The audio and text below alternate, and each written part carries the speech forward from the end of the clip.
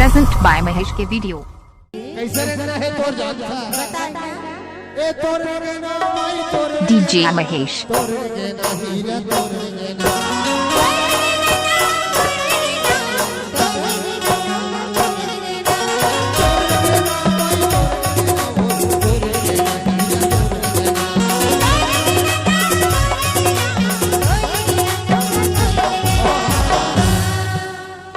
एक पूरी आई से रे ओखरो लगना का जब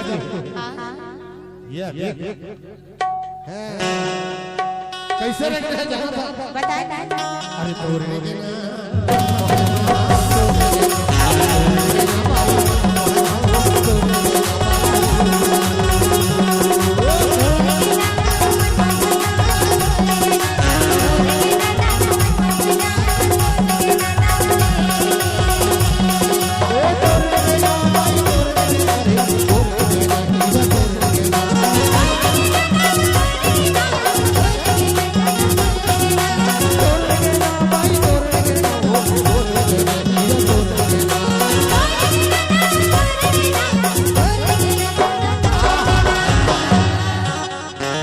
परिवार के प्रांगण में भीतरी डाले आता सना अंदर के पानी हो ओहो बड़ी सुखर लगे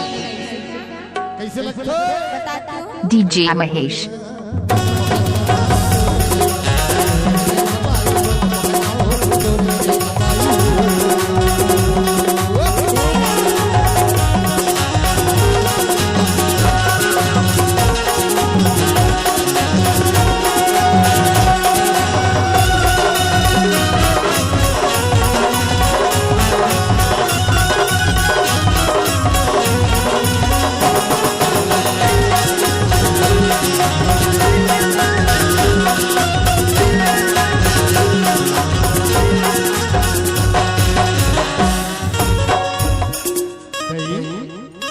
देखो ना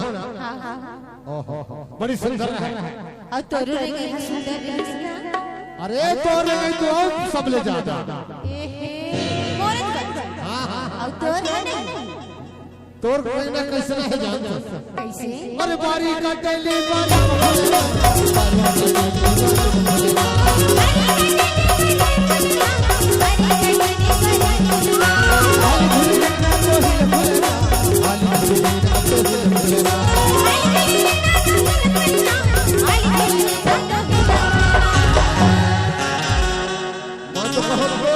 डीजे महेश आई तो ही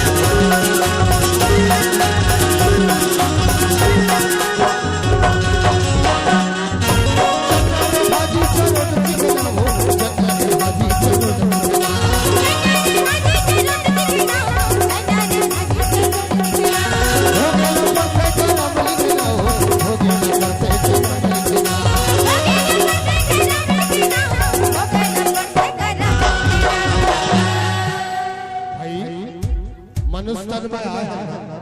हां तो अपन अपन कर्म ला तो भोगना पड़ेगा भोगना पड़ेगा।